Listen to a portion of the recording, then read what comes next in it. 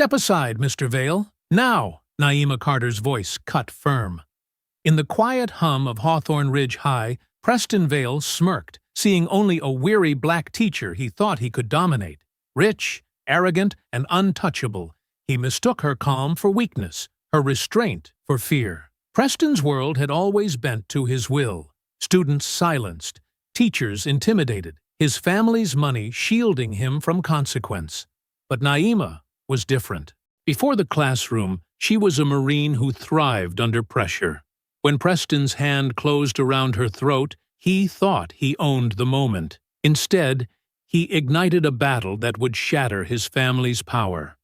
Before we go any further, comment where in the world you are watching from, and make sure to subscribe, because tomorrow's story is one you don't want to miss.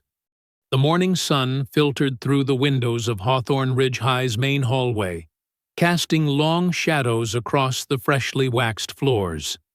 Ms. Naima Carter walked with measured steps, her shoes clicking softly against the tiles as she monitored the bustling corridor between classes.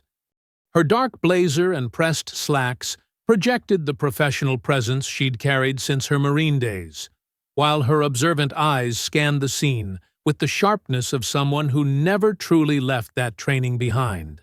The hallway buzzed with typical morning energy. Lockers clanging, students chattering, the controlled chaos of teenagers navigating their social landscape. But something shifted in the air when Preston Vale's tall frame appeared at the far end, moving with the entitled swagger of someone who'd never heard the word no. Naima noticed him zero in on Marisol Vega, who stood at her locker organizing her books. Marisol, one of her brightest students, wore a simple sweater and jeans, her dark hair pulled back neatly as she focused on her task. "Hey, scholarship girl!" Preston's voice carried down the hall, dripping with mock sweetness. "Working on another sob story essay? My struggles as a poor little—" Marisol's shoulders tensed, but she kept her eyes forward, trying to ignore him as he planted himself directly in front of her locker. His designer shoes and carefully distressed jeans probably cost more than 3 months of her family's rent. "Move aside, please," Marisol said quietly, clutching her books closer. "Or what?"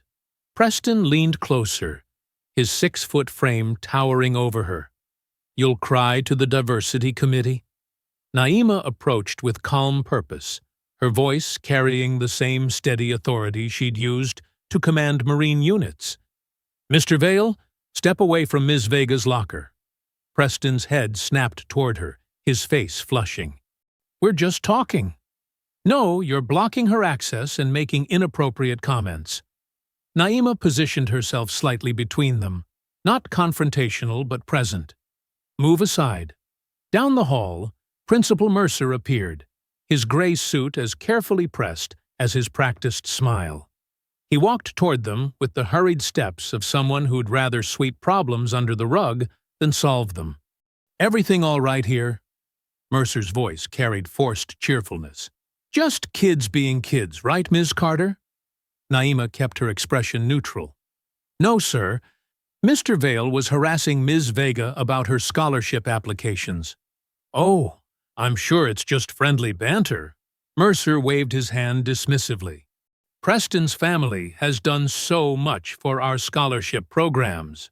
Near the water fountain, Tariq Jones carefully pulled out his phone, angling it to capture the scene while pretending to check messages.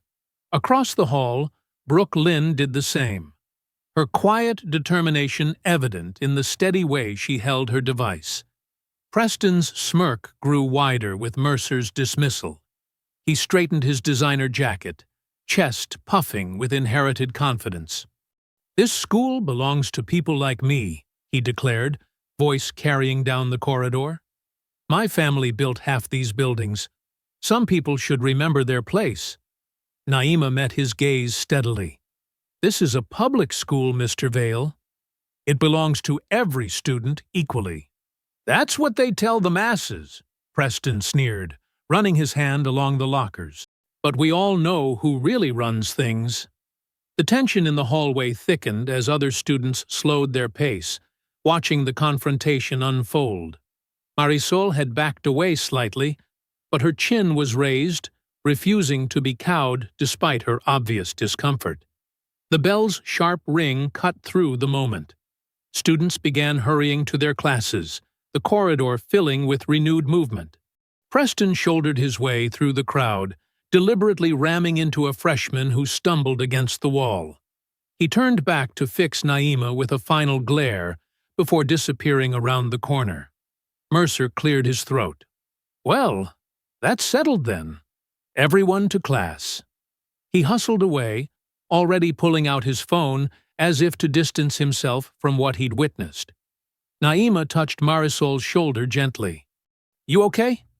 Marisol nodded, managing a small smile. "Yes, Ms. Carter. Thank you. Don't let anyone make you doubt your place here. You earned it."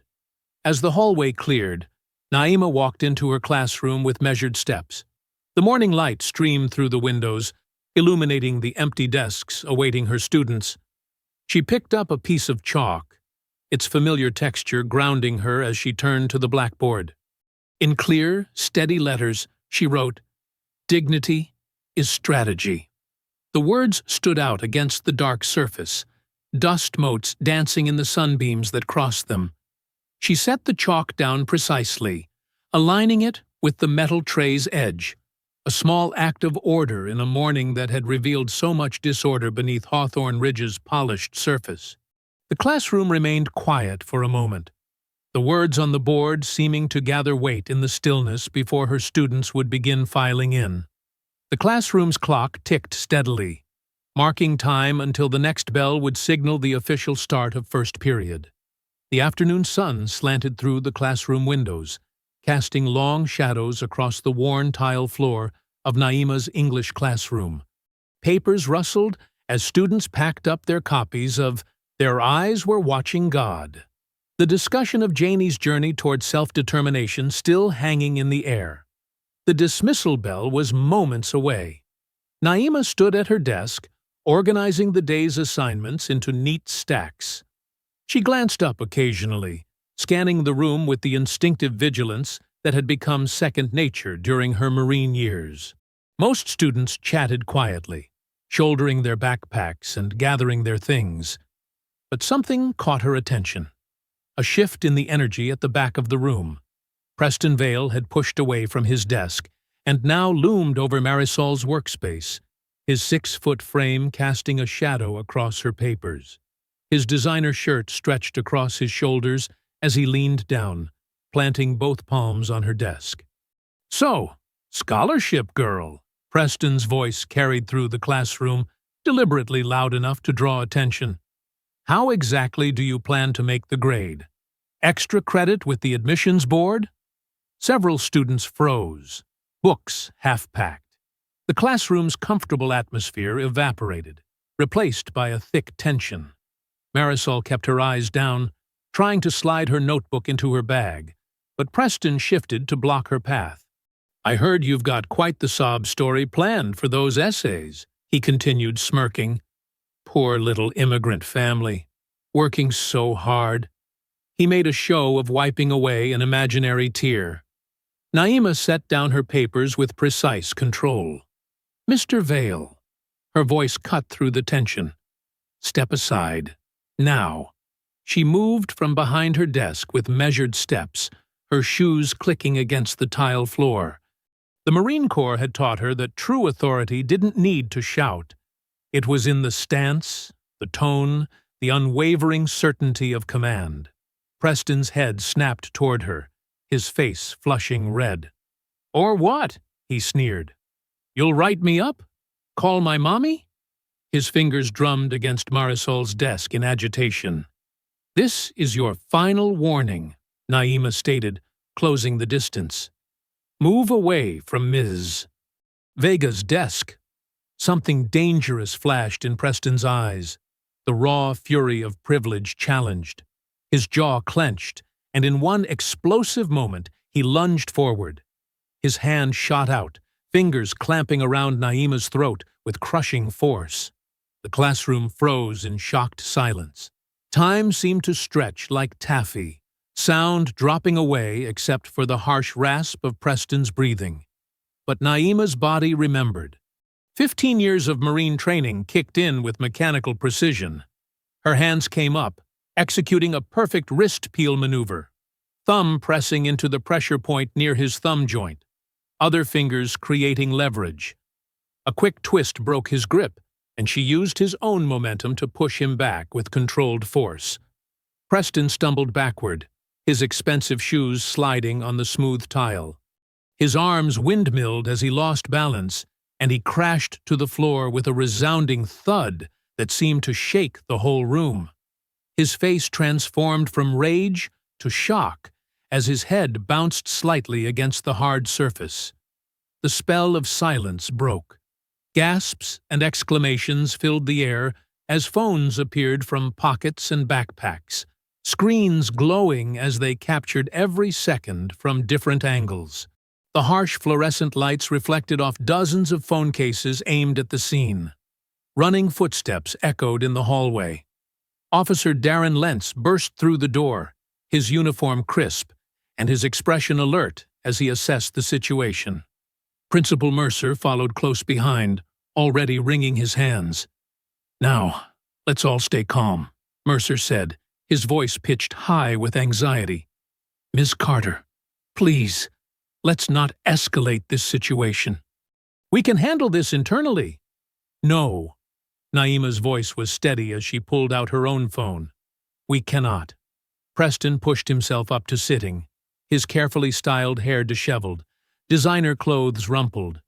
The mask of arrogance had cracked, revealing something younger and more uncertain underneath, as he watched Naima dial 911. "This is Naima Carter at Hawthorne Ridge High School," she spoke clearly into the phone. "I need to report an assault." Mercer stepped forward, reaching for her phone. "Ms. Carter, think about what you're doing." Officer Lentz held up a hand, stopping the principal. "Sir, step back. This is now a criminal matter." His other hand rested on his body camera, the small red light indicating it was recording.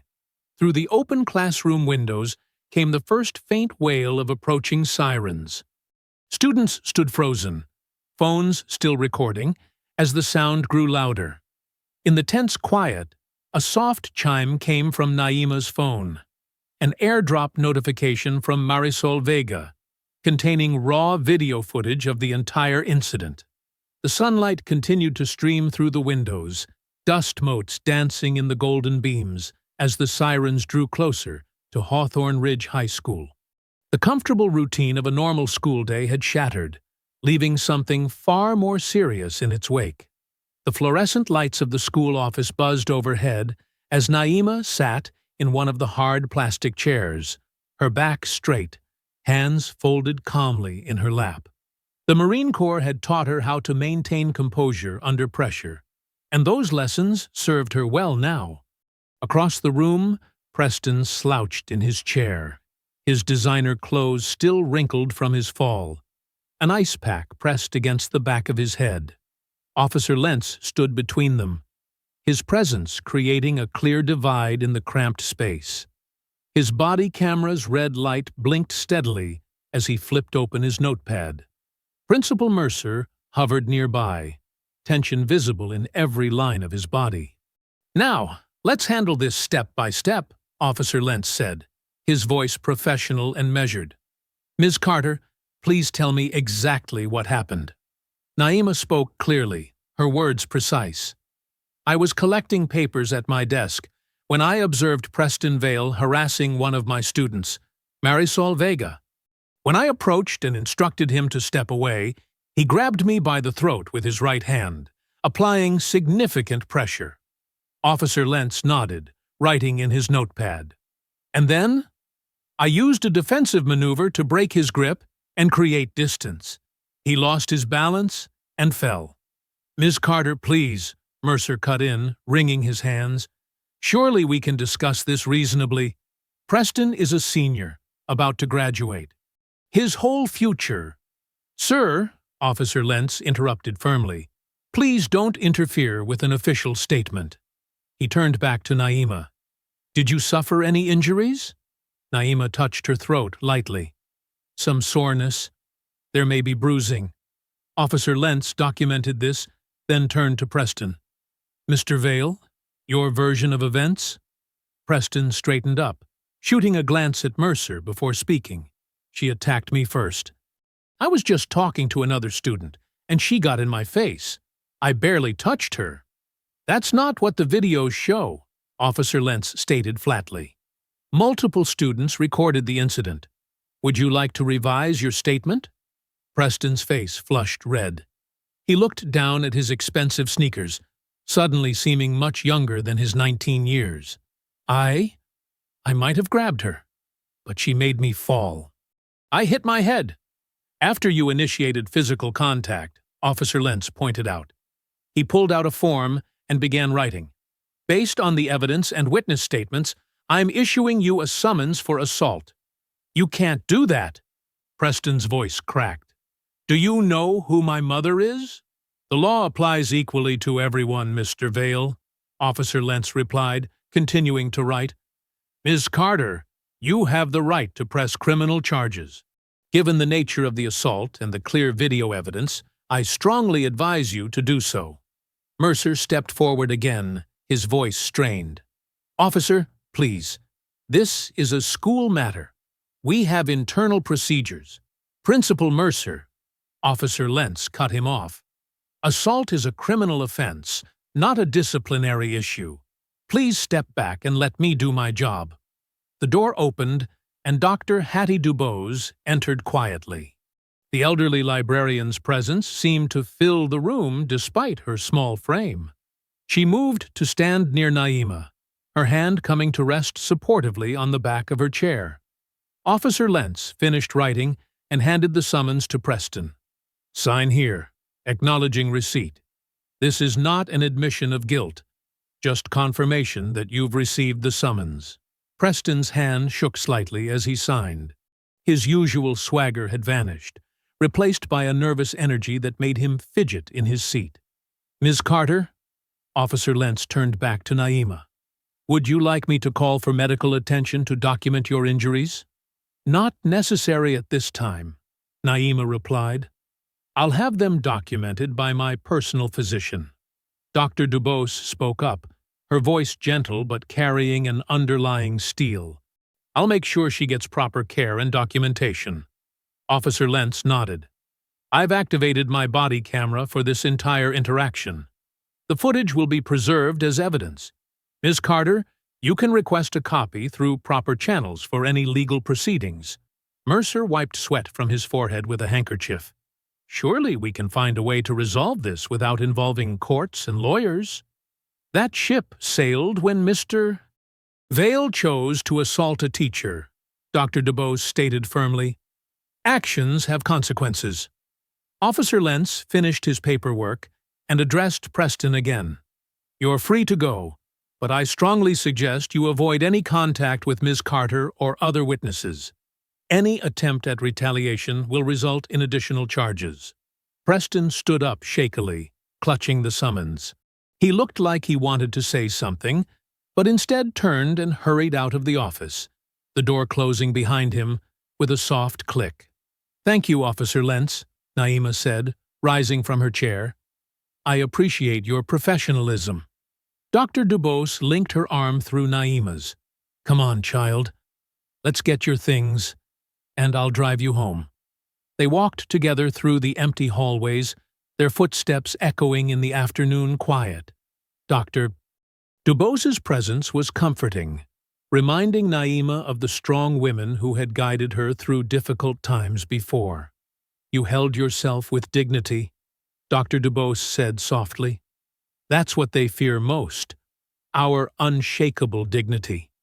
They reached Naima's classroom, and she moved to her computer to shut it down for the day. A new email notification blinked on her screen. The subject line read, Urgent Administrative Action Notice. Opening the email, Naima read the first line. Effective immediately. You are placed on administrative leave pending review. Dr. Dubose read over her shoulder, her grip on Naima's arm tightening slightly. The afternoon sun cast long shadows across the classroom floor, and somewhere in the distance, a school bell rang, marking the end of another period. The sunset painted Naima's small bungalow in shades of amber as she sat at her kitchen table, hands wrapped around a mug of chamomile tea that had long since gone cold. Dr. Hattie Dubose occupied the chair beside her, her weathered hands resting atop a stack of papers they'd been reviewing. "Child, you did everything right," Hattie said softly, pushing her wire-rimmed glasses up her nose. "By the book, just like they always told us to do." Naima stared into her tea, watching the faint ripples from her trembling hands. The day's events kept replaying in her mind. Preston's grip on her throat, the shocked faces of her students, Officer Lentz's professional handling of the situation, and then that email. 20 years of service, Naima said quietly. Not one complaint. I've guided hundreds of students through AP literature, helped them find their voices. And now you're showing them something even more important. Hattie interrupted, her voice firm but gentle. You're showing them how to stand up with dignity when the system tries to push you down. The crunch of tires on gravel cut through their conversation. Through the front window, they watched a sleek black sedan pull up to the curb. The porch light flickered on automatically, illuminating two figures emerging from the car. "Speaking of the system," Hattie muttered, straightening in her chair. The doorbell chimed, its cheerful tone at odds with the tension filling the room. Naima rose slowly, smoothing her shirt more out of military habit than concern for appearances. Through the peephole, she saw Eloise Vale's perfectly coiffed hair and practiced politician's smile. Naima opened the door, standing tall in the frame. "Mrs. Vale." "Ms. Carter," Eloise replied, her voice honey-sweet. "This is Ruth Pennington, our family attorney. May we come in? We have a matter to discuss that could benefit everyone involved." Naima stepped aside, allowing them entry. Eloise's designer heels clicked against the hardwood floors as she took in the modest living space. The bookshelves packed with well-worn classics, the framed Marine Corps flag on the wall, the stack of student essays waiting to be graded. "Dr. Dubose," Eloise acknowledged with a slight nod. "I didn't expect to find you here." "I expect there's a lot you didn't expect today," Hattie replied evenly, remaining seated. Ruth Pennington, a sharp-featured woman in an expensive suit, placed her briefcase on the kitchen table and extracted a thick envelope and a single sheet of paper. "Ms. Carter," Pennington began, "we're here to offer a resolution that will allow everyone to move forward without further unpleasantness." "Unpleasantness," Naima repeated, the word tasting bitter. "Is that what we're calling assault now?" Eloise's smile tightened almost imperceptibly. "We all know how things can be misinterpreted in the heat of the moment. Preston is deeply sorry for any misunderstanding." "There's no misunderstanding on the video," Hattie interjected. "About that," Pennington said, sliding the envelope forward. "We're prepared to offer a very generous settlement. 7 figures, Ms. Carter, tax-free, along with a formal letter of apology from Preston." Naima looked at the envelope but didn't touch it. "In exchange for?" "You'll need to sign a non-disclosure agreement naturally," Pennington explained, "and we'll require all copies of the video to be surrendered and deleted. Additionally, you'll need to make a statement clarifying that the physical contact was mutual and unfortunate." "You want me to lie," Naima stated flatly. "We want to protect a young man's future," Eloise cut in, her practiced smile never wavering. "Think of what you could do with this money, Ms. Carter. Buy a house in a better neighborhood. Travel. Never worry about a teacher's salary again." Naima's hand unconsciously rose to her throat, where the bruises were beginning to form. "My integrity isn't for sale, Mrs. Vale." "Everyone has a price," Eloise said, her voice dropping its sugary coating. Don't let pride stand in the way of security. Pride? Naima's voice remained steady, but her eyes flashed. This isn't about pride. This is about right and wrong. This is about showing my students that actions have consequences, no matter who your parents are. Then let me be clear, Eloise said, all pretense of friendliness gone. You won't like what happens next. One teacher against the Vale family? Against the school board? Against the entire system? You'll lose everything. Your job, your reputation, your peace of mind. I've already lost my job, Naima replied. But I won't lose my self-respect. The answer is no. Pennington began gathering her papers. We'll leave the offer open for 24 hours. After that, you can direct all communication through my attorney. Naima finished. Eloise's heels clicked toward the door, but she paused before exiting. You're making a serious mistake, Miss Carter. One you'll regret for a long time. After they left, Hattie squeezed Naima's hand. You did good, child. They spent the next few hours talking quietly, but their phones kept buzzing with notifications. Social media posts were appearing, carefully crafted to paint Naima as the aggressor. Anonymous accounts shared edited clips that cut out Preston's initial assault, showing only his fall. The porch light clicked on again as another car pulled up. This time, it was attorney Janelle Brooks, her briefcase in one hand and a determined set to her jaw. She didn't wait for an invitation, striding through the door with purpose. I saw the posts, Janelle said, pulling out her laptop. They want to fight dirty in the dark? Fine. We'll fight them in the daylight. The morning sun streamed through Hattie's dining room windows, casting long shadows across stacks of documents and open laptops. What was usually a cozy space for Sunday dinners had transformed into a command center. Maps of the school district pinned to walls, folders spread across every surface, and the constant hum of a printer working overtime filled the air. Naima sat at the head of the oak table, her military-instilled posture unwavering despite her exhaustion. To her right, Janelle Brooks typed furiously on her laptop, pausing occasionally to adjust her reading glasses. Marisol and Tariq huddled over their phones, methodically backing up video footage to secure cloud storage. Found another one, Hattie announced, emerging from her study with a dusty file box. Her fingers, spotted with age but steady, pulled out a manila folder. 2 years ago, a junior varsity basketball player, Preston, accidentally shoved him down the stairs after a game. Janelle looked up sharply. Injuries? Broken wrist, Hattie said, scanning the document. Family received a settlement. Standard NDA language. But here's what's interesting.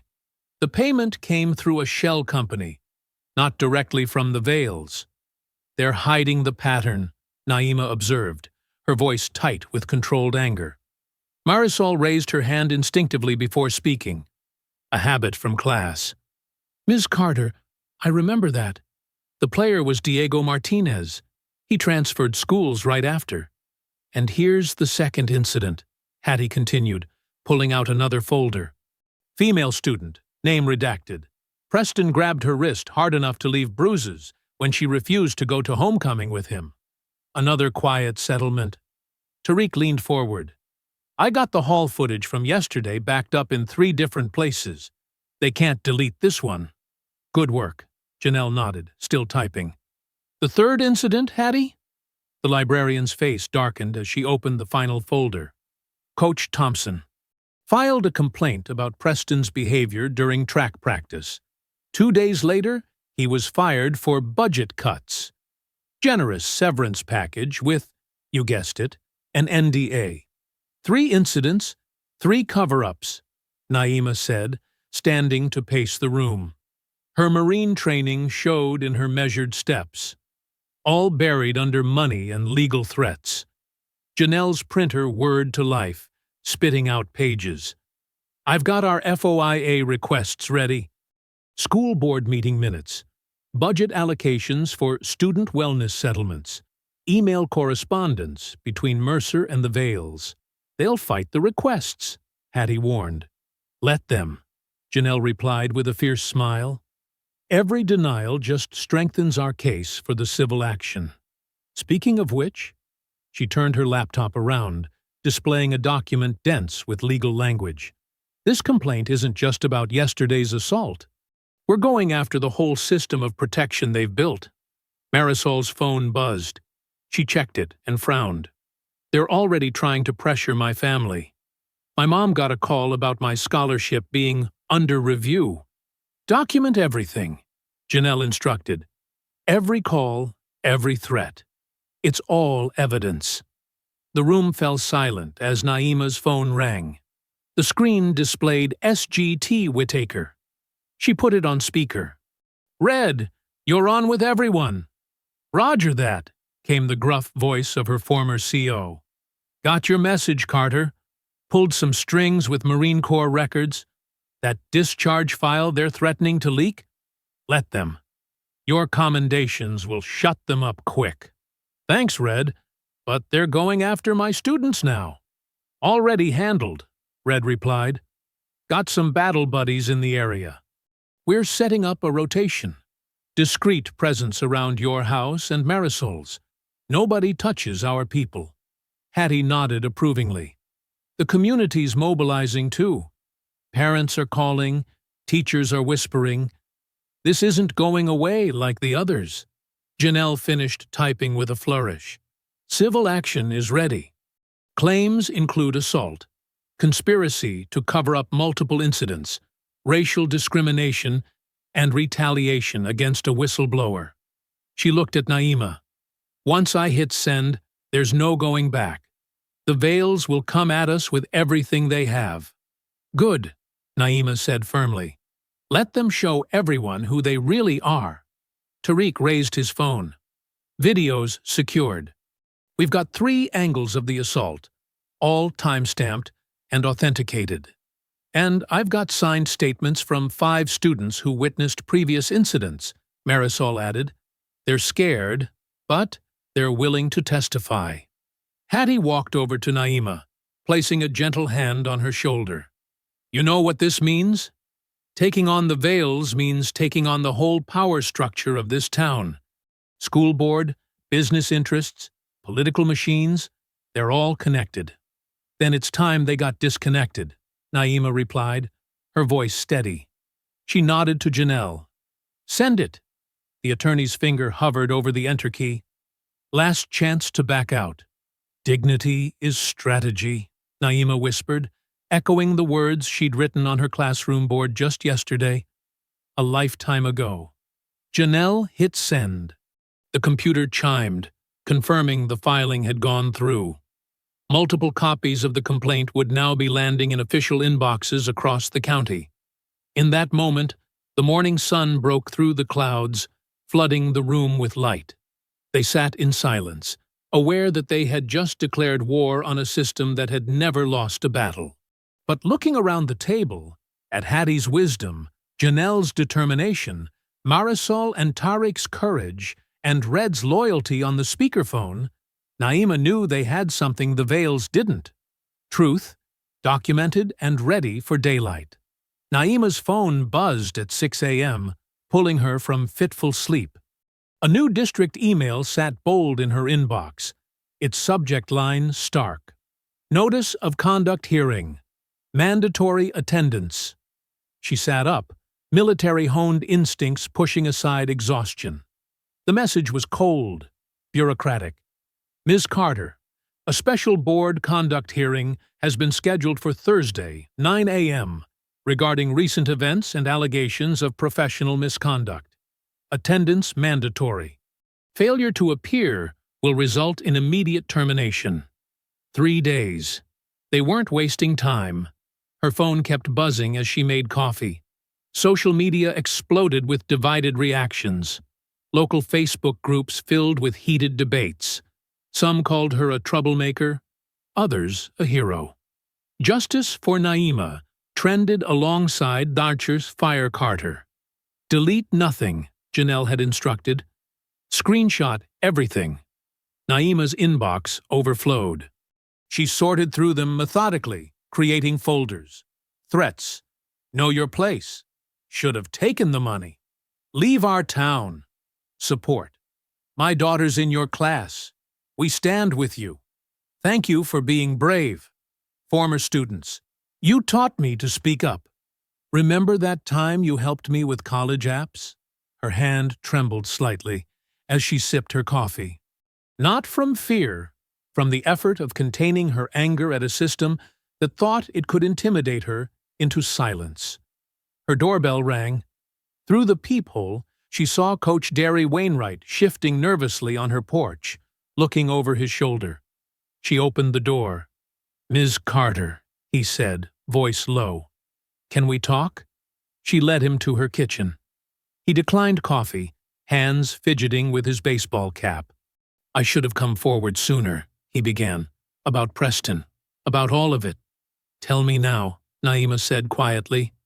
"Last year, Preston got rough with one of my players in the locker room. Kid's family couldn't afford lawyers. I went to Mercer." Coach Derry's jaw clenched. "He called me to his office, said if I pursued it, they'd review my contract, said I had a mortgage to think about. Called it being practical."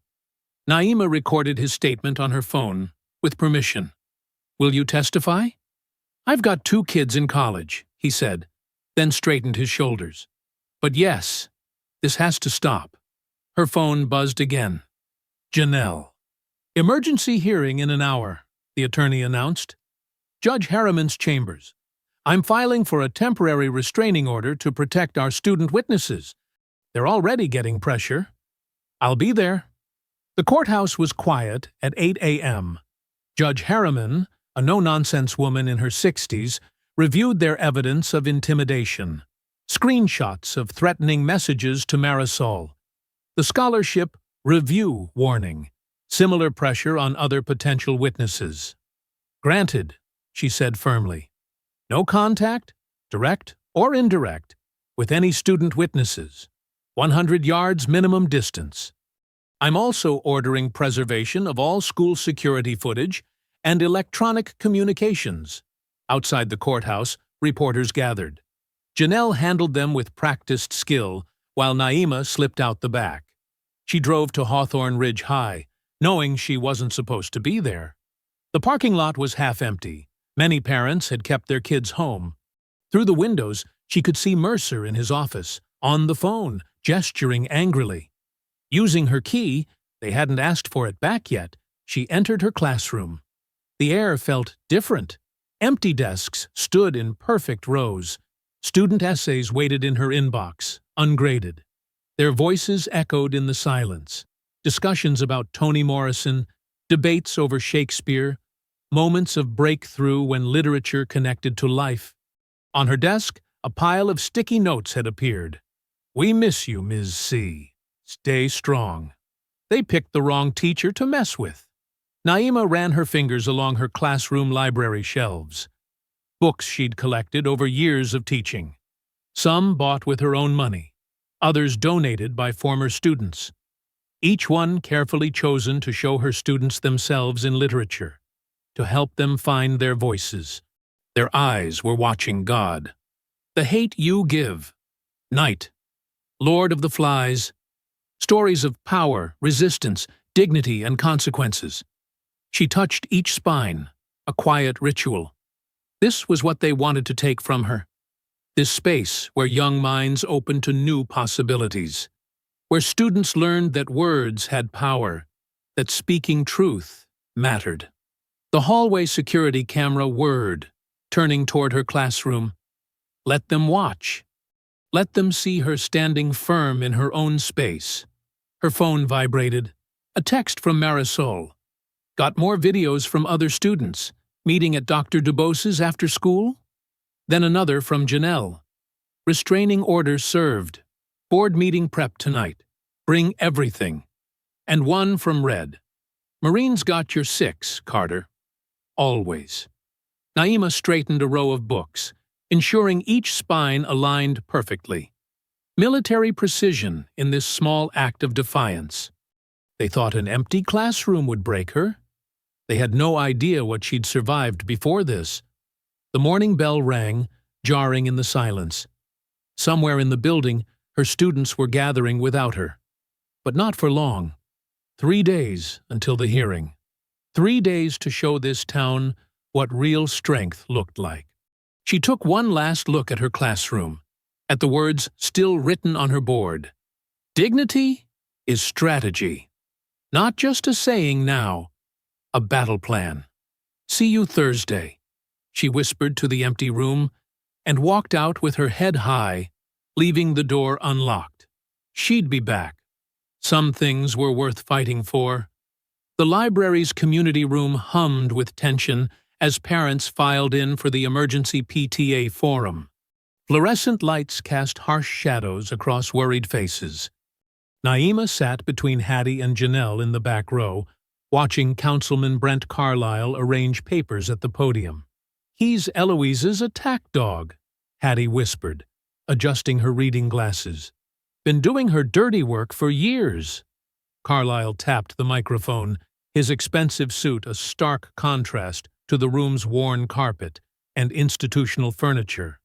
"Thank you all for coming on such short notice. Recent events have raised serious concerns about student safety at Hawthorne Ridge High."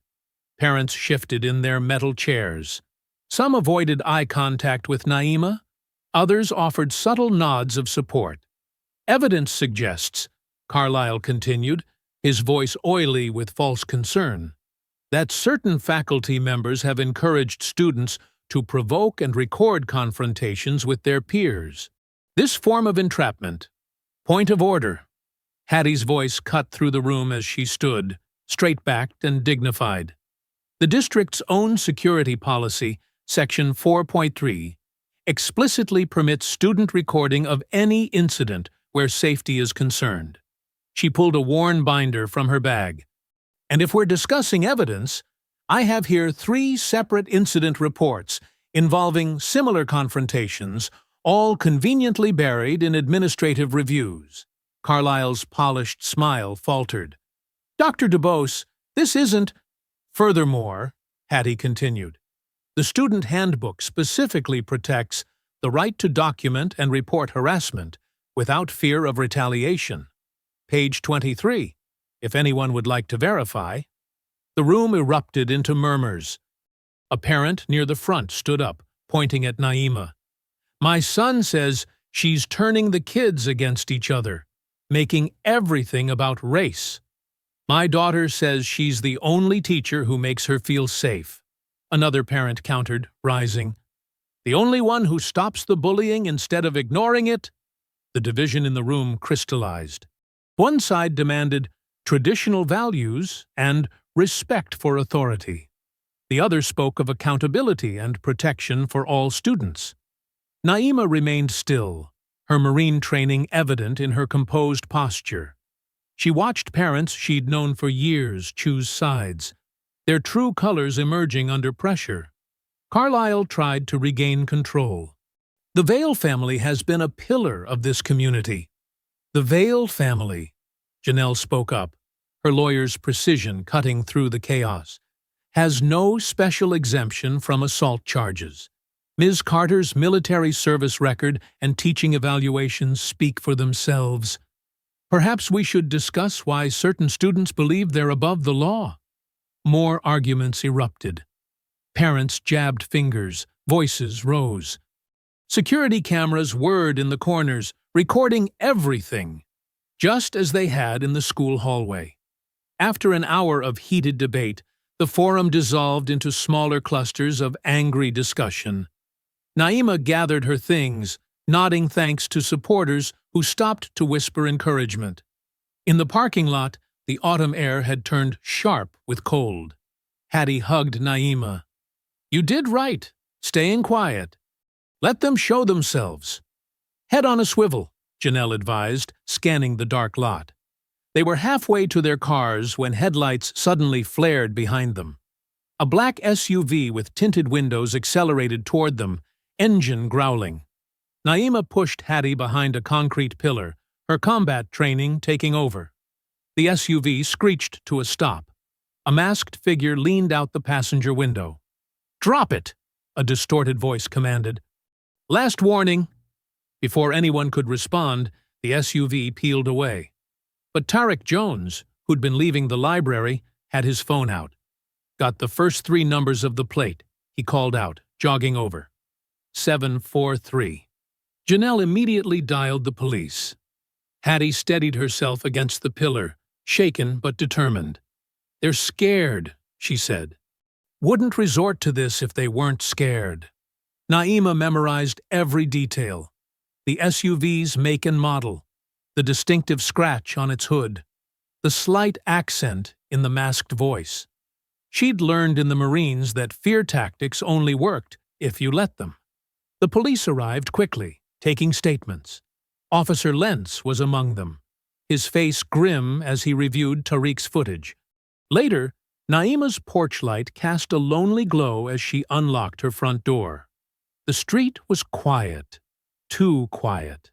Every shadow seemed to hold potential threats. A vehicle turned onto her street, headlights sweeping across her house. She tensed, then relaxed as she recognized the old pickup truck. Sergeant Red Whitaker emerged, silver hair gleaming in the streetlight, carrying a heavy duffel bag. "Carter," he greeted her, as if they were back on base. "Got your 6. "Red, you didn't have to—" "Marine Corps doesn't leave its own hanging." He set the duffel down. "I'll take night duty. Got some of our old unit rotating shifts. They pulled this intimidation garbage in the wrong neighborhood." Naima felt tension ease from her shoulders. She'd trained under Red, learned discipline and strategy from him. Now, here he was, still teaching lessons about loyalty and strength. "They're getting desperate," she said. "Good." Red checked sightlines with practiced efficiency. Desperate means sloppy. Sloppy leaves evidence. We just maintain position and let them make mistakes. He settled into a chair on her porch, duffel bag within reach. The message was clear. This house, this teacher, would not stand alone. The school auditorium buzzed with tension as hundreds packed the wooden seats. Fluorescent lights cast a harsh glare over the scene. Board members arranged behind their long table on stage, Principal Mercer fidgeting with his tie. Eloise Vale perfectly composed in an expensive blue suit. Naima sat in the front row between Janelle and Hattie, her posture military straight. Coach Derry hunched a few seats down, his weathered face tight with worry.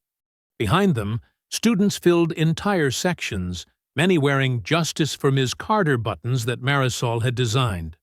"Remember," Janelle whispered, arranging documents on her lap. "Let them dig their own holes." Board President Franklin Wallace tapped his gavel. "This emergency session will come to order. We're here to address the incident between Ms. Naima Carter and student Preston Vale."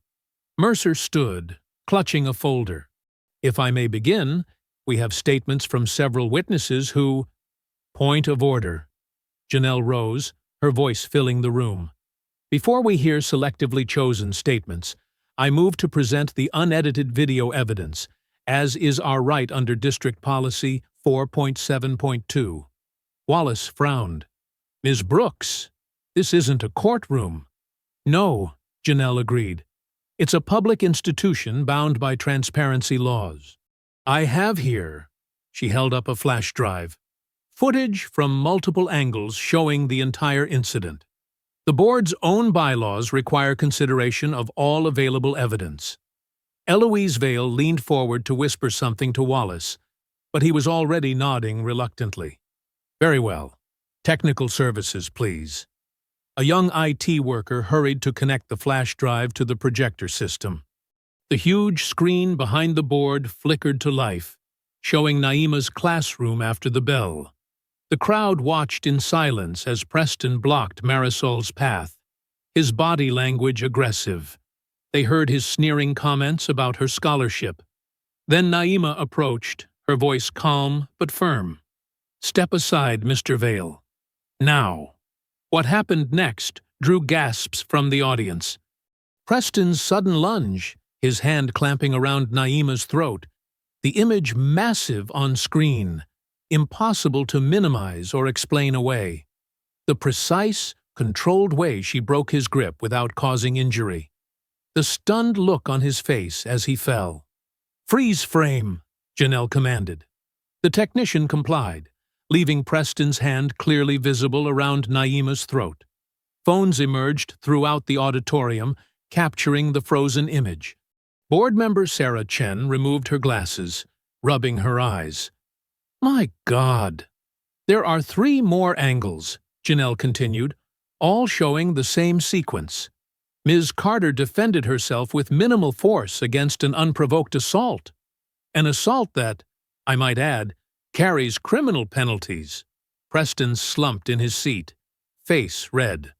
Eloise maintained her composure, but her knuckles were white where she gripped her designer purse. "I've seen enough." Board member Thomas Reynolds stood, his voice shaking. "I've served on this board for 12 years. In that time, I've watched us bury incidents, protect certain families, preserve what we called stability. But this," he gestured at the screen, "this is beyond defense." He removed his board member badge and placed it on the table. "I resign, effective immediately. And I'll be providing a full statement to the authorities about other incidents we've covered up." The crowd erupted. Wallace banged his gavel repeatedly, trying to restore order. Coach Derry suddenly rose, his voice carrying over the chaos. "I need to speak," he said. "I've kept quiet too long. Mr. Vale has a history of this behavior. Last year, he threatened a female student. Principal Mercer told me to forget about it, said my contract renewal depended on my discretion." Mercer half rose. "Now, see here. I have dates, times, and witnesses," Coach Derry continued. "I wrote everything down. Been carrying that notebook for months, trying to decide what was right." More commotion. Parents were standing now, some shouting for the entire board to resign. Others demanded Mercer's immediate removal. The student section started chanting, "Play the rest! Play the rest!" Wallace consulted quickly with other board members. After several minutes of heated whispers, he raised his hands for quiet. "Given the clear video evidence and new testimony, I move to temporarily reinstate Ms. Carter to her teaching position, pending a full investigation of all related incidents." He glared at Mercer. "And I expect complete cooperation from administration." The vote was quick. 6 in favor, 1 abstention.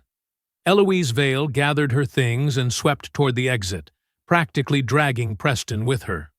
Mercer followed, ashen-faced. Students surged forward to surround Naima. Marisol hugged her, tears streaming. "You're coming back. You're really coming back." They spilled out into the parking lot, where more supporters waited. Someone started a cheer that spread through the crowd. "Carter! Carter! Carter!" Naima allowed herself a small smile, accepting handshakes and hugs from parents and colleagues. Hattie squeezed her arm. "Dignity is strategy," she whispered. The celebration was just reaching its peak when Naima's phone buzzed. A text from Red. "Turn on Channel 7 now." She pulled up the local news station's live stream on her phone. Her heart sank as she watched an edited version of the incident playing across the screen. The footage had been cut and spliced to show her moving toward Preston first, making his grab appear defensive. The anchor's voice droned, "Questions arise about teachers' aggressive conduct."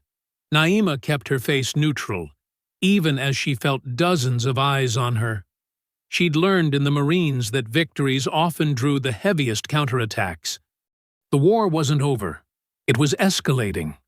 The glow of the TV cast harsh shadows across Naima's living room as she sat between Hattie and Red, watching Channel 7's coverage spread like poison. Her temporary victory at the board hearing felt like it happened in another lifetime, not just hours ago. Sources close to the Vale family suggest This edited footage reveals the full context of the incident, the anchor said smoothly. The manipulated video played again, chopped and rearranged to show Naima advancing aggressively toward Preston before his hand reached her throat. Red's jaw clenched. That's not what happened. They cut out 2 whole minutes of him blocking Marisol. Of course they did. Hattie's voice was bitter as she took notes. They've got friends at every station in town. Eloise's campaign donations see to that. Naima's phone buzzed constantly with notifications. The doctored footage was spreading across social media, each share adding new layers of lies. Comments called her the angry black teacher and another violent troublemaker. We have the original videos, Naima said quietly. Multiple angles. The truth is right there. Truth needs people willing to see it, Hattie replied, patting her hand. And money makes people look the other way. Red checked his phone, frowning. Janelle's calling. Hold on. He put the call on speaker. It's bad, Janelle said without preamble. Judge Whitman just stayed our discovery motion on Preston's previous NDAs. Says he's concerned about trial by media, contaminating potential jurors. That's convenient timing, Hattie muttered. It gets worse, Janelle continued. Preston's lawyer just filed a defamation countersuit. They're claiming your false allegations have caused him severe emotional distress and damaged his college prospects. Naima closed her eyes, remembering her Marine training. Control your breathing. Focus on what you can affect. How much are they asking for? $2 million, plus a public retraction of your assault claim. Red stood up, pacing. This is bull. Language, Sergeant, Hattie warned automatically. Baloney, Red finished. They assault her on camera, then sue her for talking about it? Welcome to the American legal system, Janelle said grimly, where money buys enough lawyers to make black look white. Naima watched the TV as another station picked up the edited footage. Her own face looked alien to her in their twisted version, angry, threatening. They'd even darkened the footage slightly, making her seem more menacing. We need to counter this narrative, Hattie said. I've got contacts at the Black Heritage Society. They can help spread the real video. A crash of shattering glass cut through the room. Red moved instantly, shoving Naima and Hattie behind the couch as a brick thudded onto her carpet. Outside, tires squealed. Stay down, Red commanded, already running for the door. His military training was evident in his swift, precise movements. Through the window, they could see a dark sedan speeding away, its taillights gleaming. Red sprinted after it, his phone out, recording. 479, he called back over his shoulder, capturing the partial plate before the car disappeared around a corner. Naima approached the brick carefully, noting the paper wrapped around it. She used a pen to carefully unfold the note without touching it directly. The message was typed, "Drop the charges or worse comes next." Hattie was already on the phone with the police. Glass crunched under her shoes as she paced. Yes, we need an officer right away. This is Dr. Hattie Dubose at 1247 Maple Street. We've just had a brick thrown through Ms. Carter's window with a threatening note. Red returned, breathing hard. Lost them at Cedar Avenue. But that partial plate, it's the same one Tariq spotted after the PTA meeting. Naima stared at the broken window, feeling the cool night air seep in. The breach in her home's safety brought back memories of night watches in war zones. But this was different. In the Marines, the enemy was clear. Here, the attacks came wrapped in lawyers' letters and edited videos, followed by bricks in the dark. I'm staying tonight, Red declared, brooking no argument. We'll set up watches like we did in Fallujah. I'll make coffee, Hattie said, heading to the kitchen, and call that glass repair service that does emergency boarding. Naima carefully photographed the brick, the note, and the broken glass from multiple angles. Evidence. Everything was evidence now. Her phone buzzed again, More notifications about the edited video, more comments calling her a liar. Red placed a hand on her shoulder. "We've got your 6, Marine." She nodded, grateful for his solid presence. The police would come, take statements, file reports. Tomorrow, Janelle would add this incident to their growing file.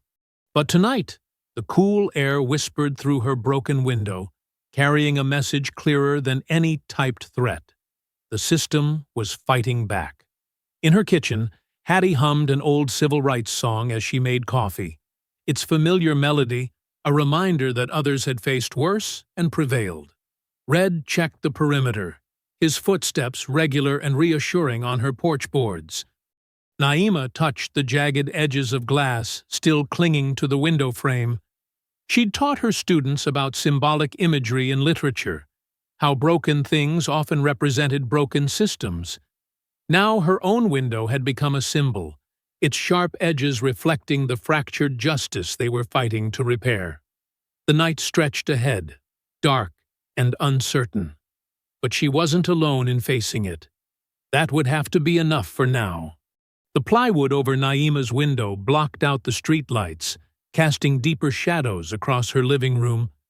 The harsh sound of power tools had faded, leaving behind the quiet hum of late-night conversation and coffee cups clinking against saucers. Hattie settled into the armchair while Red checked the temporary barrier one final time. A soft knock at the back door made them all tense. Red moved swiftly to check through the peephole, then relaxed. "It's Marisol." The girl slipped in quietly, her shoulders hunched under her backpack. Dark circles shadowed her eyes, and she clutched her phone like a lifeline. Naima guided her to the couch, noting how her star student's usual confidence seemed dimmed. "I wasn't sure if I should come," Marisol said, her voice barely above a whisper. "But I had to tell you." She pulled out her laptop, opening it to display an email. This came an hour ago. Naima leaned in to read, feeling Hattie's presence behind her shoulder. The message was politely worded but crystal clear. The Vail Family Foundation, a major donor to the school's scholarship fund, was reviewing their commitment to the program. "They're going to take away my college money," Marisol said, her voice cracking. 4 years of perfect grades, and they can just— She pressed her hands to her face, shoulders shaking. Hattie moved forward, wrapping an arm around the girl. "Not on my watch, child. Not on my watch." She pulled out her own phone, fingers flying over the keys. "I've got connections at the Black Heritage Society, the Hispanic Education Foundation, and 3 alumni associations. We'll find you new funding." "But my mother—" Marisol wiped her eyes. "She works so hard. This scholarship was supposed to be my way to help her." "Listen to me," Hattie said firmly, taking Marisol's hands. "Your mother didn't raise you to bow to bullies. Neither did Miss Carter. We'll find a way." Another knock interrupted them, this one at the front door. Red checked again.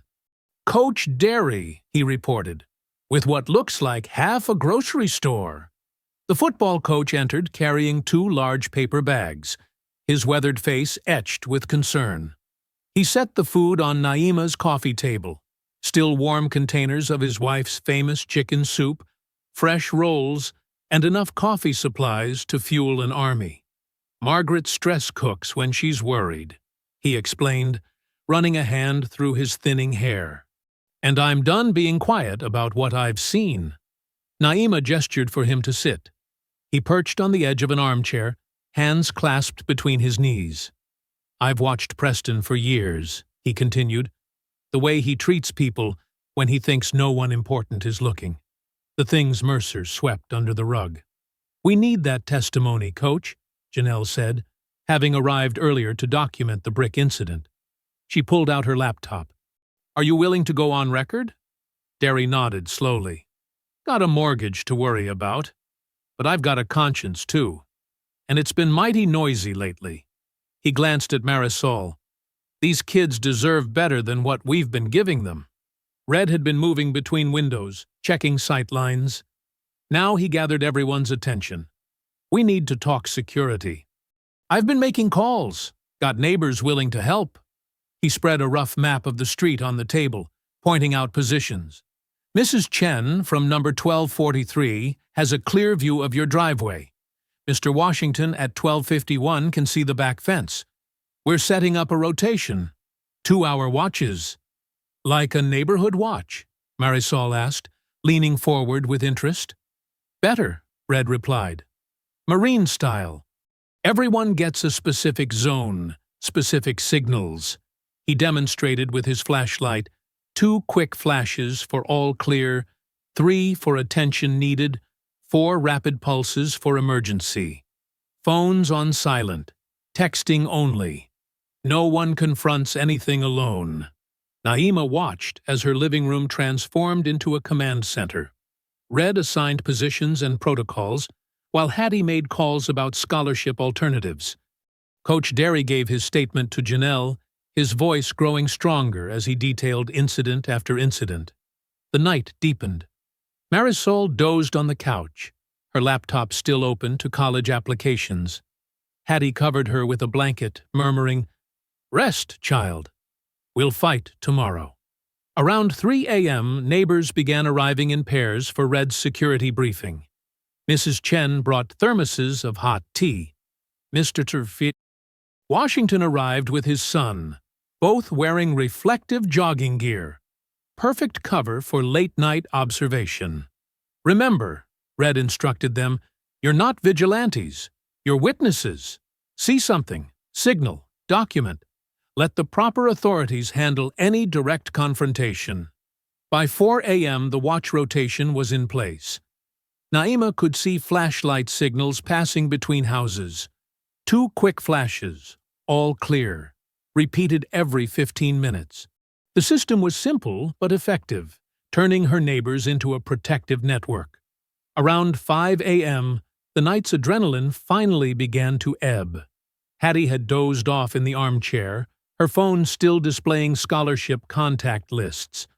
Coach Derry had gone home to catch some sleep before morning practice, leaving behind his written testimony and promises of more information to come. Red gestured Naima onto the porch, where the pre-dawn air carried the first hints of morning. They sat in her rocking chairs, watching the street where their neighbors kept their quiet vigil. Flashlight signals winked between houses. 2 flashes. All clear, all clear. "Sun soon," Red murmured, his voice gravelly with fatigue but steady with certainty. The town hall's bright studio lights cast harsh shadows across the faces in the packed auditorium. Camera crews from 3 local stations positioned their equipment near the stage, where a long table awaited the board members. The air hummed with tension and the murmur of the crowd.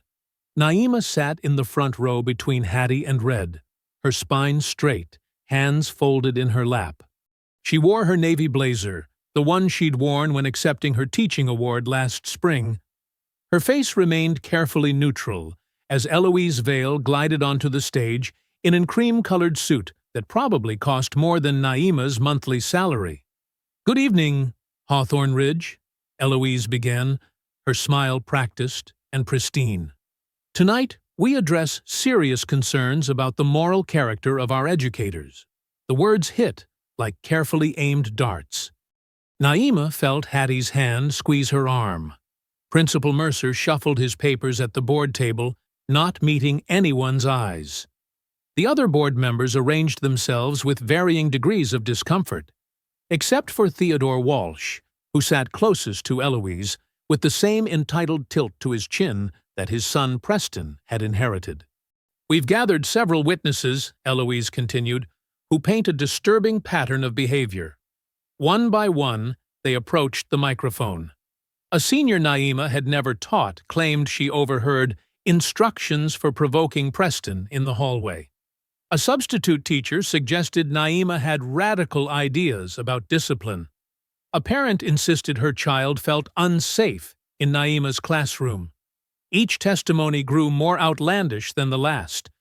Naima recognized the careful coaching in their word choice, the way they echoed specific phrases, that would play well in sound bites.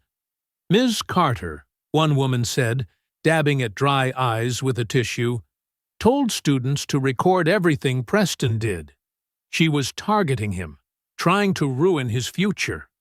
Red's jaw clenched. Hattie scribbled furious notes, but Naima remained still, remembering her Marine training. Let the enemy exhaust their ammunition.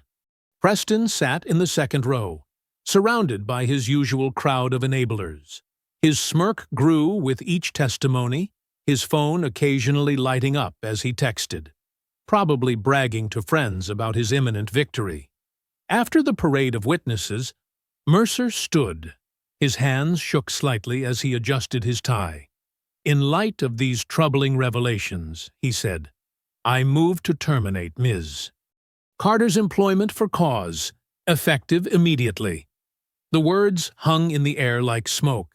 Cameras swiveled to capture Naima's reaction, but she gave them nothing except dignity. Board member Sandra Chen spoke up. "Shouldn't we review the original incident footage again?" "Already settled," Walsh cut in. "We're voting on new evidence of misconduct." The deliberation lasted 17 minutes. Naima counted each one, breathing in the steady rhythm she'd learned in basic training. Around her, she could feel the tension in her supporters. Marisol's mother gripping her rosary, Coach Derry's leg bouncing with nervous energy, her students watching with wide eyes as adults once again proved how systems could be twisted. The vote was 4-3 for termination. "Mrs. Carter's employment is terminated for cause," Mercer announced, his voice cracking slightly. "All salary and benefits cease immediately." Camera lights flashed. Preston's laugh carried across the room. Eloise leaned down to whisper something in his ear, both of them wearing matching expressions of satisfaction. "We're finished here," Eloise announced to the room, but her eyes locked onto Naima's. The threat in them was clear. "Don't get up again." Naima rose slowly, gathering her purse.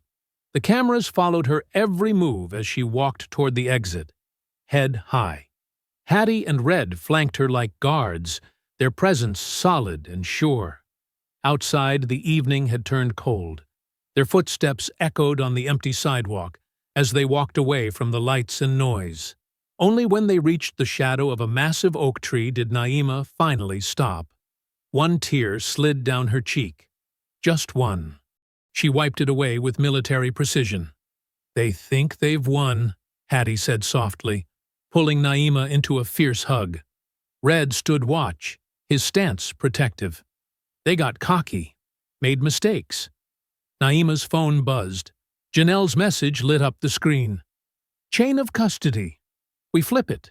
"What does that mean?" Hattie asked, peering at the text. Before Naima could respond, they heard footsteps.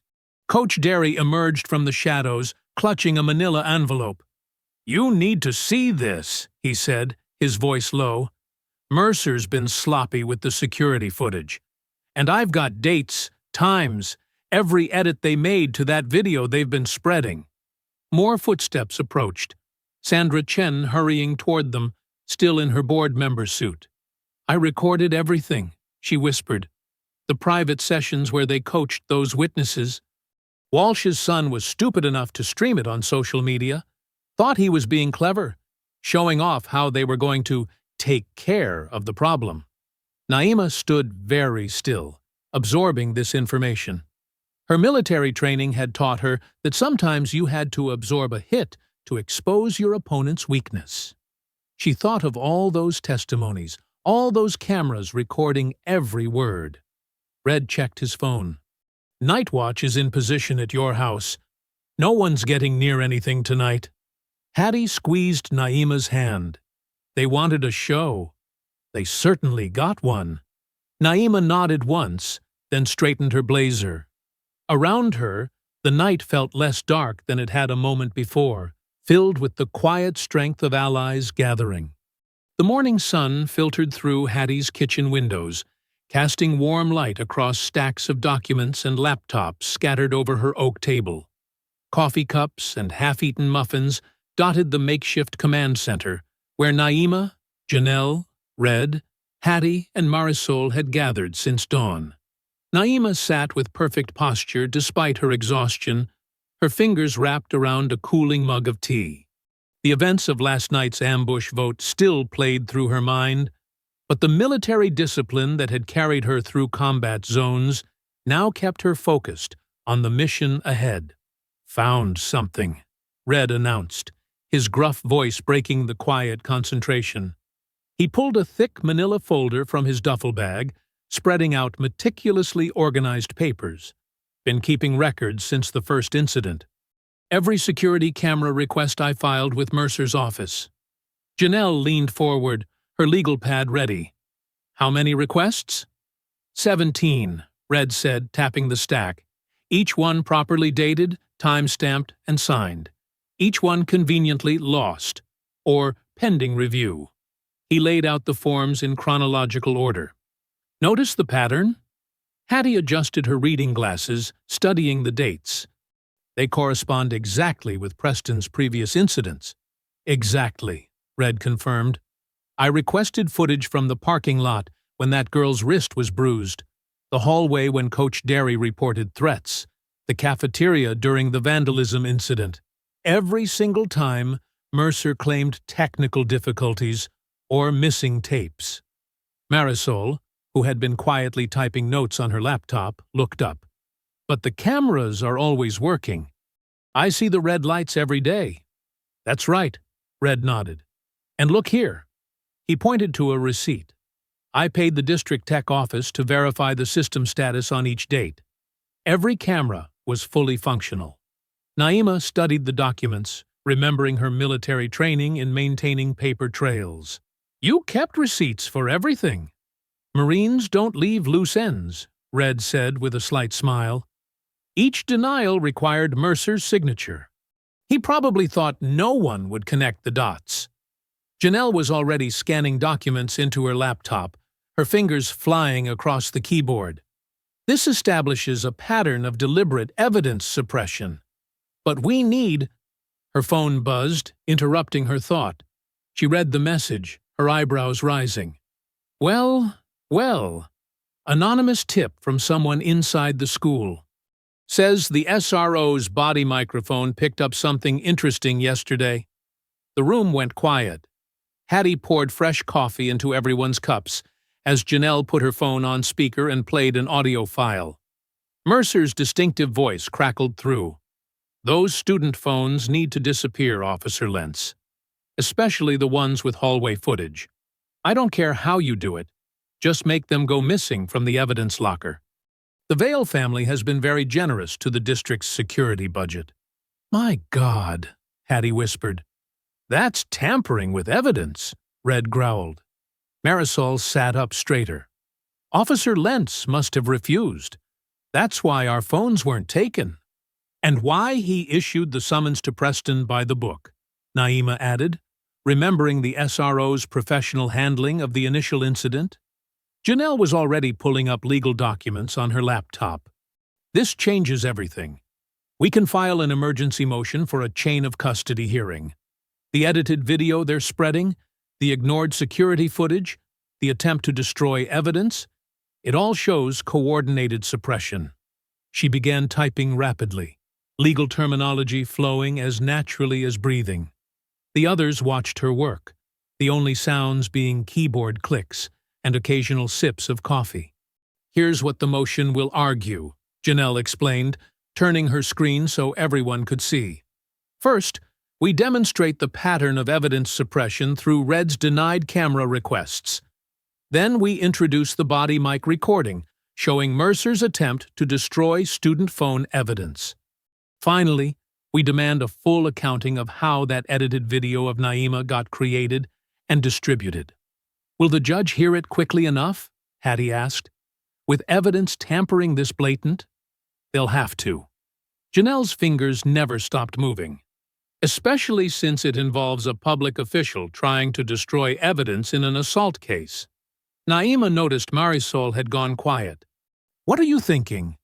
"Just remembering something from AP government," Marisol said slowly. about chain of custody, meaning every person who handled evidence has to be documented. So if they edited that video, there would be records of who accessed the original footage, Red finished, nodding approvingly. And who authorized its release to the media, Hattie added. Exactly, Janelle said. Every edit, every transfer, every decision to publish, it all leaves traces. They got sloppy in their rush to control the narrative.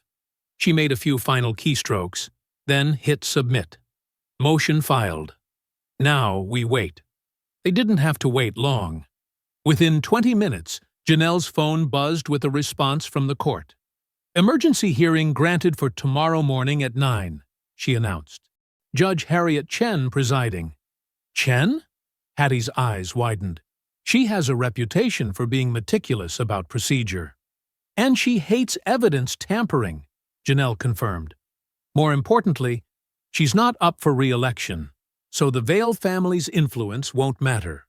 Red gathered his documentation carefully. Time to show them what real receipts look like. The marble halls of the county courthouse echoed with footsteps as Naima and her team made their way to courtroom 3. Red walked slightly ahead, his military bearing automatic as he scanned for threats. Janelle carried her well-worn leather briefcase, while Dr. Calvin Rhee, the forensics expert, balanced his laptop and technical equipment. Judge Marta Klein's courtroom stood imposing with its dark wood panels and high ceiling.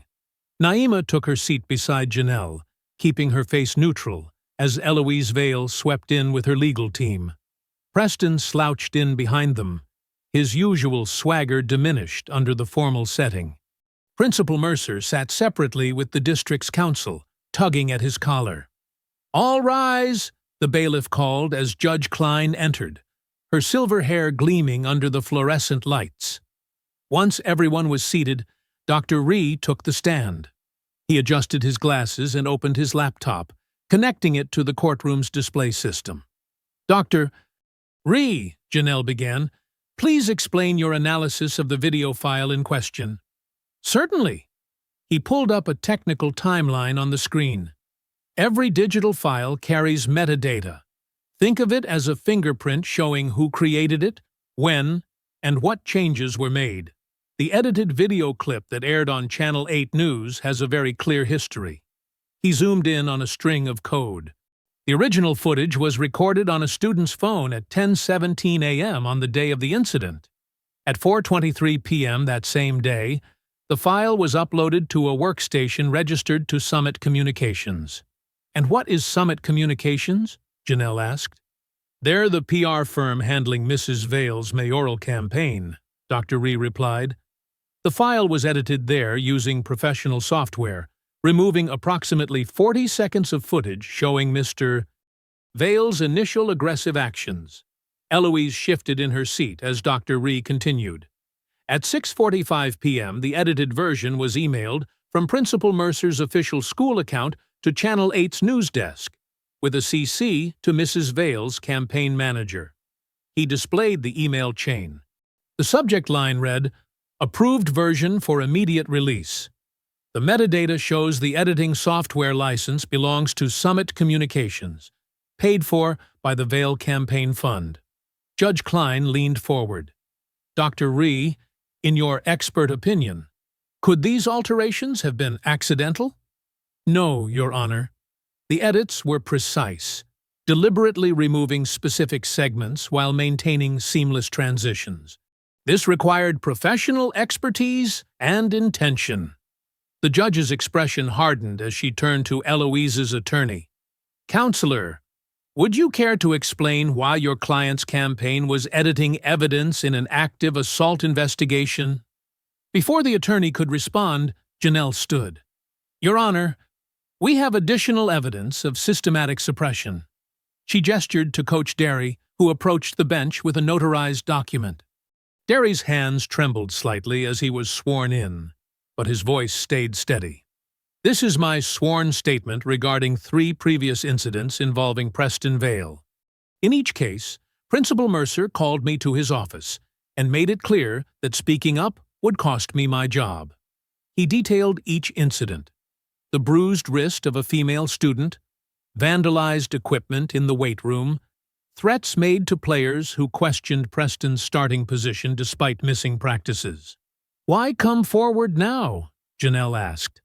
Derry squared his shoulders. "Because watching that edited video made me realize staying quiet is the same as lying. These kids deserve better than that." Judge Klein reviewed his affidavit, then looked up with steel in her eyes. "This court takes a dim view of evidence manipulation and witness intimidation. The stay on discovery is hereby lifted, with sanctions against the school board for obstruction." She turned to Eloise. "Mrs. Vale, your campaign's involvement in editing evidence places you dangerously close to contempt charges. Consider this a warning. This court will not tolerate attempts to suppress truth through media manipulation." The judge issued her orders rapid fire. Full discovery to proceed immediately. All sealed NDAs to be opened.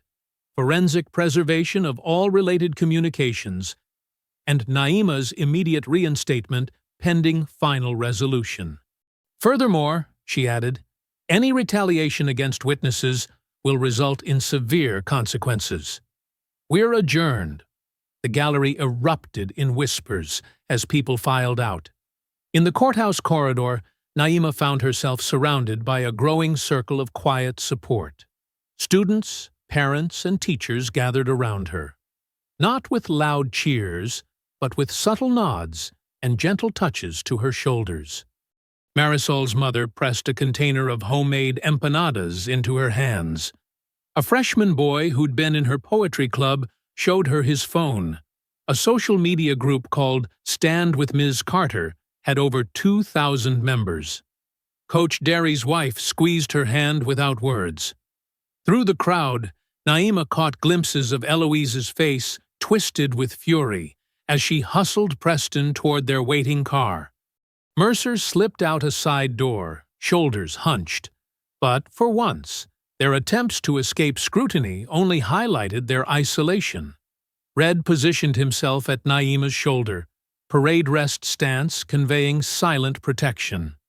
Dr. Hattie dabbed at her eyes with a handkerchief, while Janelle organized the next steps with brisk efficiency. The afternoon sun slanted through the courthouse's high windows, catching dust motes in golden beams. Naima stood in its warmth, surrounded by her community's quiet strength, feeling each small gesture of solidarity like a shield being forged link by link. A student's parent, a custodian at the school, approached with coffee for everyone. Another parent who worked as a court clerk offered to help organize the upcoming documents. A retired teacher promised to substitute for free if Naima needed recovery time. The messages were clear. You are not alone. We see the truth. We stand with you. Emergency lights blazed across Hawthorne Ridge High's facade as community members filed into the auditorium for the hastily called board session. Tech crews adjusted cameras for the live stream, while Janelle arranged her laptop and files at the podium. Naima sat in the front row between Red and Hattie, her spine straight, hands folded in her lap. The room hummed with tension as more people crowded in: students, parents, teachers, and local media. Behind her, Marisol and her classmates formed a protective cluster. Board members filed onto the stage, looking uncomfortable under the bright lights. Principal Mercer took his usual seat, though his face had gone waxy. When Eloise Vale entered with Preston, the crowd's murmur turned sharp. "This emergency session will come to order," the board chair announced, voice echoing through the speakers. "Attorney Brooks, you may proceed." Janelle stood, remote in hand. "Tonight we present evidence of systematic abuse of power and attempted cover-up." She clicked, and the wall-sized screen lit up with the unedited hallway footage. The audience watched in silence as Preston's assault played out in high definition, his hand gripping Naima's throat. Her controlled response. The gathered students' gasps of shock. "Now," Janelle continued, "listen to what happened next." She played the SRO's body mic recording. Mercer's voice filled the room. "Those phones need to disappear. You understand me? Make this go away." Color drained from Mercer's face as his own words condemned him. Eloise's knuckles went white on her armrest. "But that's not all," Janelle said. The screen split into panels showing previous victims, faces blurred but voices clear, describing encounters with Preston, an athlete describing threats in the locker room, a student council member detailing vandalized campaign posters, a girl quietly explaining why she transferred schools. Each of these incidents was buried under NDAs, Janelle explained. Each time, money and influence protected the aggressor instead of the victims. She pulled up a new screen. Text messages from Preston's phone, obtained through subpoena. The words blazed above the crowd. "She needs to learn her place. Nobody tells me no in my school. Dad's lawyers will handle it like always." Preston slumped in his chair, the swagger finally deserting him as his own words exposed his character. "Ms. Carter," Janelle called, "would you demonstrate the defensive technique you used that day?" Naima rose smoothly and walked to the center aisle. "I'll show you exactly what Marine Corps defensive training looks like." Her voice carried clear and steady. "The goal is to end conflict with minimal force while protecting everyone involved." She invited a female board member to assist. "Please place your hand here," she guided. Then, with precise, controlled movements, she demonstrated the wrist peel maneuver that had broken Preston's grip. "Notice, no punches thrown, no excessive force, just careful discipline to create distance and prevent harm." The contrast with Preston's violent grab was stark. "Mr. Vale," Janelle called, "would you care to explain your actions that day?" Preston looked around wildly, finding no escape from the cameras and eyes fixed on him. His face crumpled. His voice cracked. "I never thought. Nothing ever happened before when He looked down at his hands. "No one ever made me face what I did." "Because money and influence protected you," Janelle pressed. "Yes." The word seemed torn from him. "Mom and Dad always fixed it. I thought I could do whatever I wanted." Tears started rolling down his face. "I was wrong. I'm sorry." "I'm so sorry."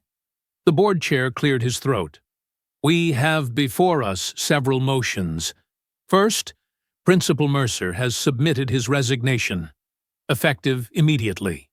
Mercer stood stiffly and walked off stage without looking back.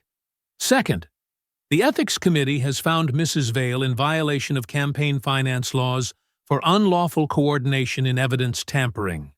She faces significant fines." Eloise's face was a mask of fury as she stood. "I withdraw from the mayoral race," she announced through clenched teeth, then stalked toward the exit. Finally, regarding Preston Vale, he has agreed to plead guilty to assault. The court's sentence includes mandatory counseling, supervised community service at the school's literacy program, and a public apology. Preston rose on shaking legs. The cameras zoomed in as he faced Naima. "Ms. Carter, I am deeply sorry for assaulting you. My behavior was inexcusable. I've never taken responsibility for my actions before, but I'm starting now. I will work every day to be worthy of this second chance." Applause thundered through the auditorium. Preston stood awkwardly in the spotlight, head bowed, his carefully constructed world of privilege finally cracked open. Naima remained seated, her face calm. Red squeezed her shoulder while Hattie wiped away tears. Around them, the community rose to their feet, their approval washing through the room in waves. On screens across town, viewers watched justice unfold in real time. The live feed captured every moment as the powerful finally faced consequences, and a teacher's dignity prevailed over violence and intimidation. The morning sun streamed through the school board meeting room's windows as Superintendent Howard Chen signed the final page of the new district policy. "The Carter Protocol is now official," he announced, passing copies to the gathered administrators and teachers. Naima sat between Janelle and Hattie, reviewing the document's key points. The protocol mandated immediate preservation of security footage, required documentation of all disciplinary incidents, and established clear chains of evidence custody. Most importantly, it banned private settlements and non-disclosure agreements in cases of student misconduct. "This ensures transparency," Janelle explained to the room. "No more buried incidents. No more paying for silence." Dr. Chen nodded. "We're also implementing trauma-informed training for all staff. Ms. Carter has agreed to help develop that curriculum." After the meeting, Naima walked the sunny hallway with Hattie, passing the spot where everything had started. Students waved and called out greetings, the awkward tension of recent weeks replaced by warm respect. "Did you see the Foundation's announcement?" Hattie asked, pulling up an email on her phone. Naima smiled. "About Marisol's scholarship? Not just restored, they doubled it. Full ride plus living expenses." Hattie beamed. The Morgan Foundation was furious when they learned about the Vail donors' threats. They're creating a whole new social justice scholarship program in Marisol's name. They reached the library, where Brooke Lynn and Tarek Jones were setting up a display about digital documentation and student rights. Both had received special commendations from the school board for their role in preserving evidence. "The exhibit looks great," Naima told them, examining the carefully arranged timeline of events. "We wanted to show how everyone's small actions added up," Brooke explained. "One video, one witness statement, one person speaking up. It all matters. Plus the technical stuff," Tariq added. "Proper timestamps, backup copies, verification methods. So next time, everyone knows how to protect the truth." Down the hall, they passed Coach Derry's office, where he was hanging his newly approved tenure certificate. The board had recognized his eventual courage in coming forward, extending his contract with additional protections for whistleblowers. "Officer Lentz got his commendation today, too," Coach mentioned as they passed. The chief actually thanked him for following procedure instead of playing politics. Times really are changing. The local newspaper sat folded on his desk, showing Eloise Vail's terse withdrawal statement. She'd resigned from all community boards as well, and rumors suggested the family was house hunting in another state. The article also noted that former Principal Mercer was cooperating with state investigators looking into years of mishandled incidents. That afternoon, Naima prepared the gym for her first community self-defense clinic. She'd insisted it be free and open to everyone. Students, parents, faculty. The sign-up sheet had filled immediately. "Remember," she told the gathered participants, "this isn't about hurting others. It's about protecting yourself and de-escalating conflict. Dignity is strategy." Preston Vail stood quietly at the back, distributing water bottles as part of his community service. His designer clothes were replaced by simple gym wear, his former swagger nowhere in sight. When participants needed a partner, he stepped in without complaint, allowing himself to be used to demonstrate proper defensive stances. "Good," Naima said, as he helped a freshman practice a wrist release. "Now remember, control, not aggression. The goal is distance and safety." Preston nodded, his face serious as he played his role. During water breaks, he efficiently refilled coolers and cleaned up spills without being asked. The change in him was stark. Not broken, but humbled into something closer to wisdom. Parents watched from the bleachers as Naima led everyone through basic techniques. Marisol and her mother practiced side by side, their movements growing more confident. Tarek recorded segments for the school's safety website, while Brooke took notes for the student paper.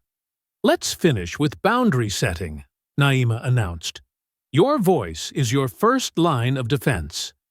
Everyone strong and clear, say, "Stop!" The word echoed off the gym walls as dozens of voices joined together. Even Preston participated, his quiet "stop" carrying a weight of understanding it hadn't held before. As the session ended, participants gathered their things, chatting and practicing movements. Several thanked Naima, including a few who'd initially opposed her during the controversy. She noticed some of them exchange numbers, building new connections. "Same time next week?" people called out. Naima nodded, already seeing how these sessions could help heal the community's divisions. Preston finished his cleanup duties, pausing near the door. "Ms. Carter?" His voice was subdued but steady. "Thank you for teaching me what you could have done to me that day, but didn't." Naima met his eyes. "Remember that feeling when you're tempted to use force against others?" He nodded once and left, shoulders straight, but not proud. The gym slowly emptied as the sun began to set. Naima checked the equipment, straightened the mats, and finally moved toward the exit. She could hear kids jogging on the track outside, their sneakers thumping rhythmically on the asphalt. As she turned off the lights and locked the heavy gym doors, she felt the familiar cadence rising in her throat. Her soft voice carried just enough for her own ears. Left, right, left. The evening air held a new crispness, matching the freshly awakened spirit she felt in the town. Students called out goodbyes as they passed. A parent waved from their car. Officer Lentz nodded respectfully from his patrol vehicle. The changed atmosphere was subtle, but undeniable. Where silence had once protected the powerful, truth now moved freely through open doors and renewed connections. It wasn't perfect. Change never was. But it was awake, alive, and moving forward in steady rhythm. I hope you enjoyed that story. Please share it with your friends and subscribe so that you do not miss out on the next one. In the meantime, I have handpicked 2 stories for you that I think you will enjoy. Have a great day.